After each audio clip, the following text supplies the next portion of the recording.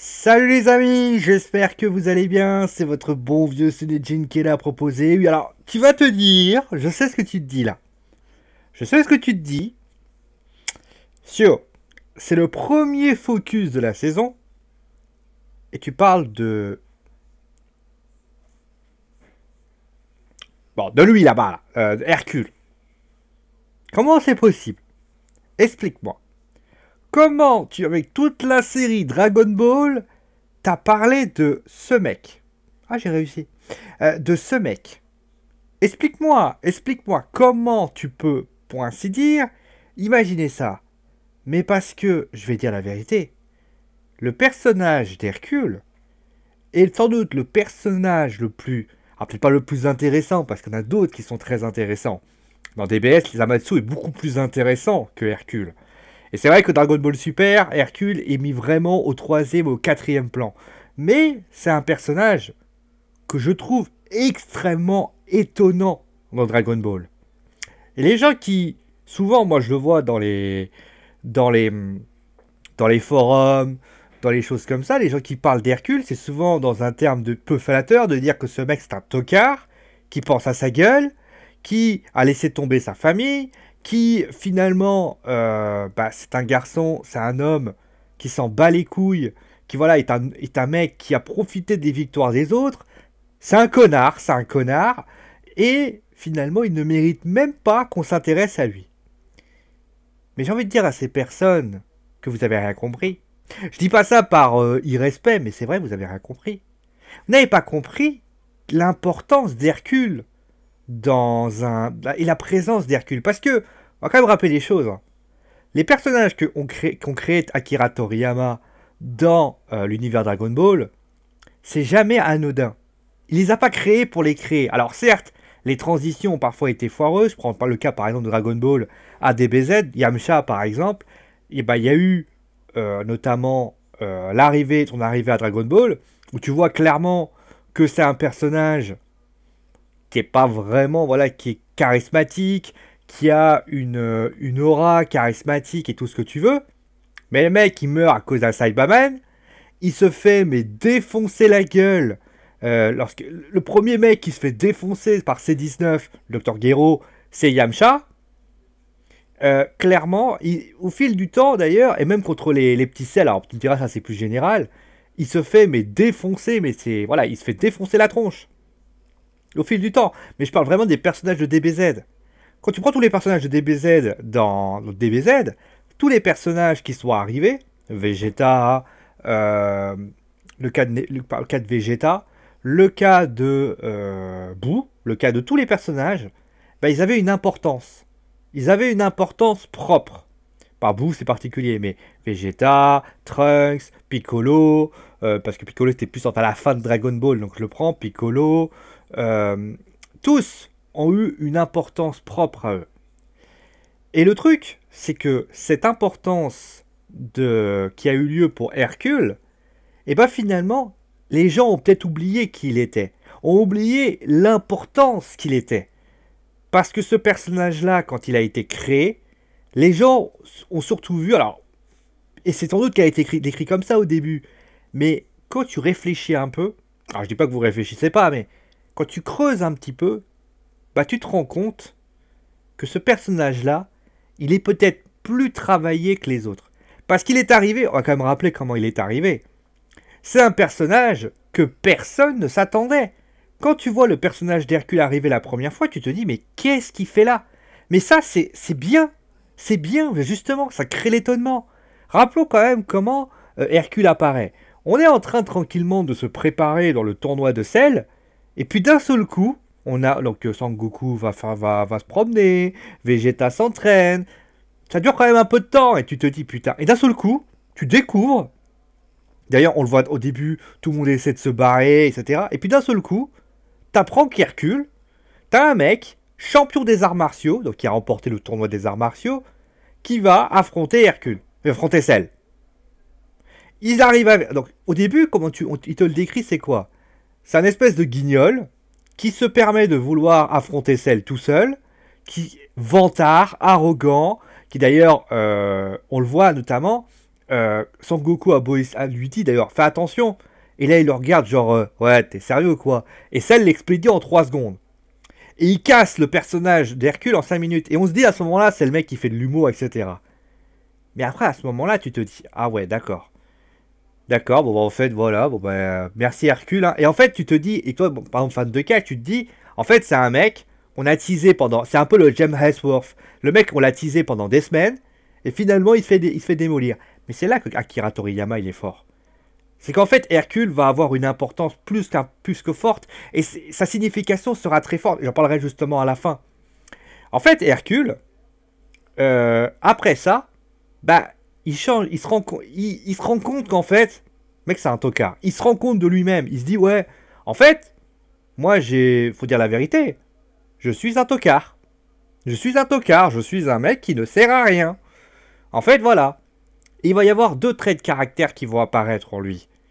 Bah, déjà, le premier trait de caractère qu'on découvre, alors on le découvre plus précisément à la fin de l'arc Cell, mais c'est son opportunisme. C'est-à-dire que il est dans une technique d'opportunisme de dire, par exemple, vous prenez, juste un exemple, vous prenez la victoire de Cell, la victoire la victoire de Gohan. En fait, Hercule se l'approprie en réalité. Comme il s'était approprié la victoire du tournoi des arts martiaux. Si Goku avait été là, personne, il n'aurait jamais pu gagner contre Hercule. Donc il a profité de ça. Donc c'est plutôt quelqu'un, voilà, qui... C'est une enflure, ce mec. C'est une enflure, et sans le respect. C'est un mec, voilà. Et d'ailleurs, Akira Toriyama qui nous fait montrer cette image à la fin, tu te dis, mais... En fait, ouais. Ouais, bah... Quand même, enculé, quoi. Mais au final... Il a eu raison de l'approprier, cette victoire. Parce que les gens qui parlent d'opportunisme, on le voit notamment avec la miniature que je vous ai proposée, où il prend la photo, où il met Boo au sol, et lui il fait ça. Mais c'est parce qu'à un moment donné, il profite encore, il a l'opportunité de pouvoir faire les choses. Mais quand tu regardes bien, quand tu réfléchis bien, quand tu analyses les scènes, où Hercule est un personnage important. Parce que, je suis désolé, dans DBZ, que vous le vouliez ou non, Hercule est plus important que peut-être d'autres personnages. Il est peut-être plus important que, je vais te dire un truc qui peut paraître étonnant, que les personnages principaux. Parce que sans lui, il n'y a rien. C'est lui le héros. C'est lui le héros de Dragon Ball. Depuis, parce que, pourquoi? Sans lui, il n'y a pas de SSJ de Gohan. Parce qu'on le sait, Cell essaie d'énerver sans Gohan, il n'y arrive pas. Sans Gohan ne veut pas s'énerver. Parce que il est entre guillemets dans une situation où il se dit, moi je peux pas, j'arrive pas à énerver. Mais qu'est-ce qu'il fait Hercule? Il prend la tête à ses aises, il part. Là c'est une preuve d'héroïsme. Parce que c'est-à-dire que dans sa tête, il se dit, là, C16 d'ailleurs le titille bien d'ailleurs par rapport à ça. Il se rend compte à quel point Hercule, et il se rend compte à quel point Hercule, en fait, bah, c'est un héros, c'est un champion, il le joue sur le champion. Et notamment, t'as un vraiment de changement de personnage qui est étonnant.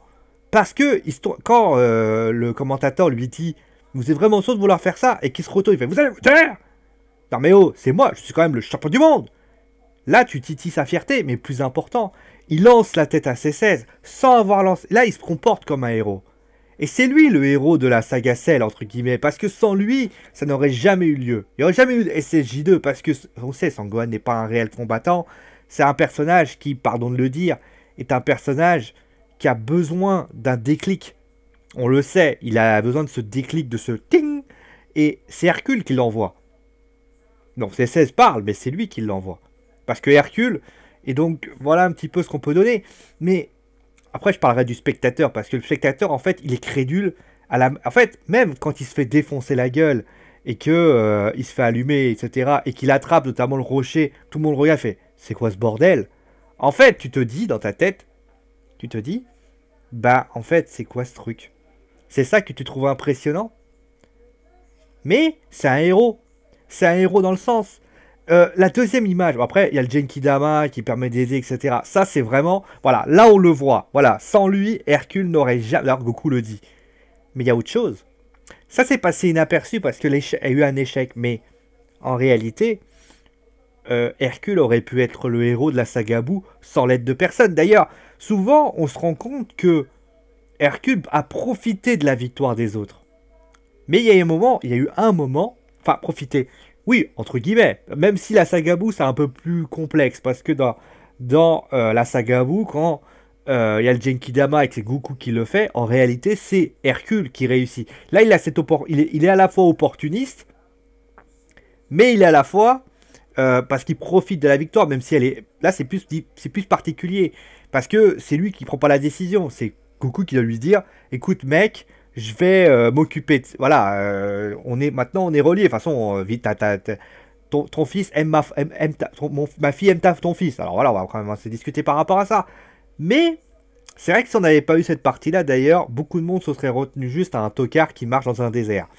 Mais clairement, on va pas se mentir, Goku, sans ça, Goku peut pas faire le Genkidama qui permet. Donc il a reprend cette rôle, mais c'est un héros. Il aurait pu être le héros sans l'aide de la Z-Team. Je vais vous laisser 5 secondes pour essayer de trouver où c'est. Je vais continuer à parler, mais à votre avis, à quel moment, là la photo va vous parler de quelque chose, j'en ai parlé. C'est le moment où il est seul avec vous. Parce que, clairement, on sait que nous, quand on le voit arriver, et d'ailleurs le teasing est très drôle, quand il arrive et qu'il se prend pour un esclave, nous ça nous fait rire, enfin ça nous fait rire. On se dit quand même, ce mec-là, il est quand même prêt à tout pour gagner. Il est prêt à tout pour gagner, c'est-à-dire qu'il essaie des trucs, et le truc empoisonné, machin, ça marche pas. Alors il se dit, bon, je vais attendre mon heure, et après je vais le défoncer. Mais tu vois très bien que c'est pas une explosion qui va empêcher Boo de gagner. Mais qu'il est surpuissant, il est pas con. Et en fait, il se rend compte de ça. Mais on voit un truc qu'on n'avait pas vu dans la saga Cell, c'est qu'il a un cœur. En fait, il avait un cœur dans la saga Cell quand il envoie la tête à C16.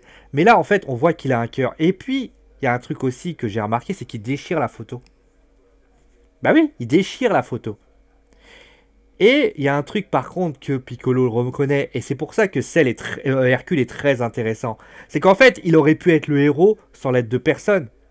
Il aurait pu arriver avec... En fait, ce qui aurait pu se passer, c'est que il aurait pu tranquillement faire son petit truc, et au bout d'un moment, il aurait dit à Boo, écoute, là, tu vas vivre ici, ok, etc., etc. Mais tu vas avoir des mecs qui vont t'emmerder tout le temps.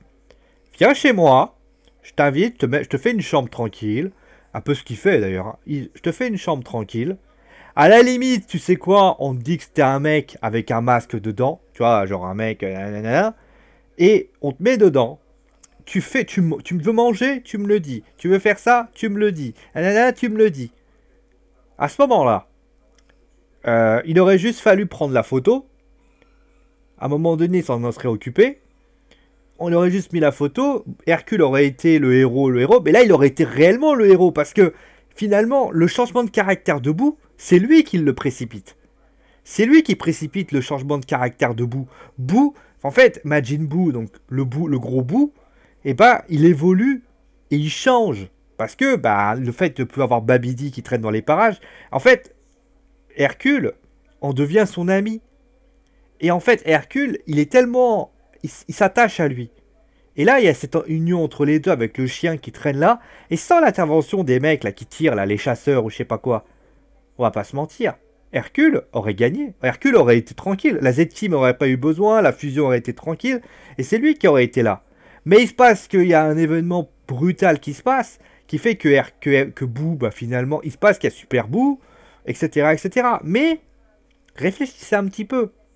En réalité, Hercule... Et d'ailleurs, il fait que à la fin, Boo, le gros Boo, se met à affronter Kid Boo. Parce que Kid Boo se dit dans sa tête, voilà, je suis obligé d'affronter. Sans l'intervention de Hercule, Boo n'aide pas. En fait, voilà, Hercule ne permet pas à Boo d'aider et Sangoku ne peut pas faire le Genkidama. Pour vous dire à quel point Hercule a une place tellement importante dans l'univers Dragon Ball, c'est que il a une place, alors peut-être pas aussi forte, mais vous voyez, l'aspect héros que je vous présente là dans le truc, c'est qu'en réalité c'est ça. L'aspect que sans lui, Genkidama, c'est un vrai héros. Alors oui, il profite des victoires. Profite, dans la saga Cell, il profite totalement de la victoire, ça, clairement. Mais après, quand on fait le tri de tout ça, quand vous réfléchissez, que vous vous posez, que vous réfléchissez, bah en fait, vous vous rendez compte d'une chose. Hercule, bah c'est nous en fait. Alors je sais que ça peut paraître étonnant, tu te dis, mais attends, Hercule, c'est nous. J'ai pas très envie de ressembler à Hercule. Mais si, vous êtes Hercule, je suis Hercule. On est tous des Hercules. Qui n'a jamais... Enfin, on a tous été... bah, peut-être pas physiquement, hein, pas voulu frapper, mais on a tous été... On a tous... On n'a jamais été à un moment donné de dire oh, vas-y, ouais, je vais le défoncer. Et puis d'un seul coup, tu tombes sur le mec, tu fais ouais, mais tu vois, je voulais te dire... ouais, mais je vais défoncer le mec derrière. Parce qu'on est tous un peu lâches. On est tous un petit peu... Voilà. Et puis, bah aussi, il y a une autre raison. Quand tu vois Hercule arriver en tant qu'opportuniste, on n'a jamais été opportuniste. On n'a jamais essayé de profiter d'une situation. Une personne tombe, tu essaies de la relever.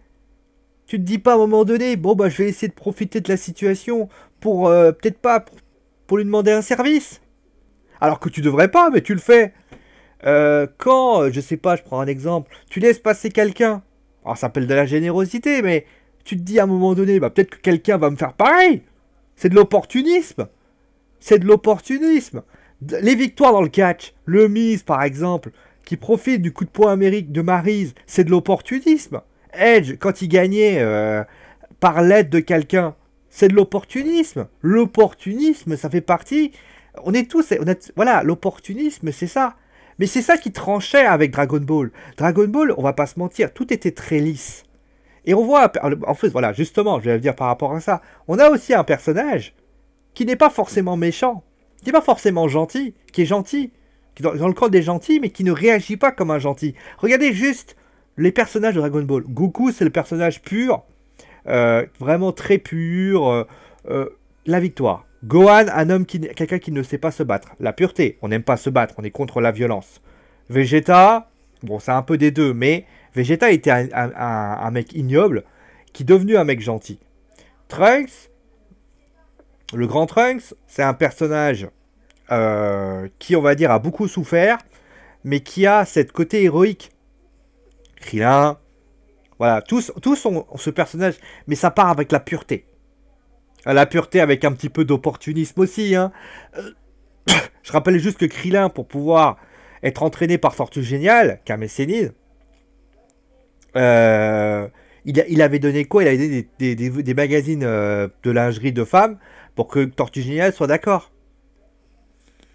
Enfin, c'est pas Kame Sennin, c'est... Bon... Tortue Géniale. Vous prenez Tenshin Han. Tenshin Han, pardon, mais Tenshin Han, c'est la même chose. On est tous... Alors, voilà, et même... Après, Aseta, c'était très léger. Bulma aussi, elle est un peu opportuniste. Elle veut profiter de Goku pour faire... Voilà, mais... Ils ont ça, mais là c'était vraiment à 100%. Hercule, c'est un opportunisme à 100%. Il profite des choses.